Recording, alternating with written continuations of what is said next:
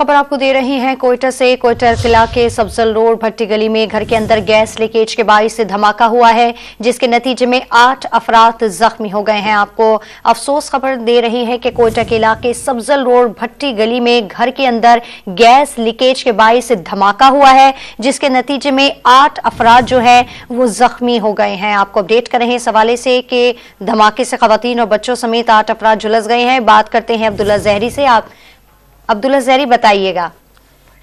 जी बिल्कुल, ये सब्जल रोड का इलाका है, मोहल्ला भट्टी, जहाँ पे सुबह सवेरे खवातीन जैसे ही अमूल खानादारी में मसरूफ होने लगी और जैसे हीटर जलाने लगी तो आग भड़क उठी, जिसके नतीजे में 8 अफराद जख्मी हुए, जिनमें खवातीन और बच्चे शामिल हैं, जिन्हें सिविल हॉस्पिटल मुंतकिल करने के बाद तबी इमदाद फराम की गई, जहाँ से बोला मेडिकल कॉम्प्लेक्स के बर्निंग वार्ड मुंतकिल की गई।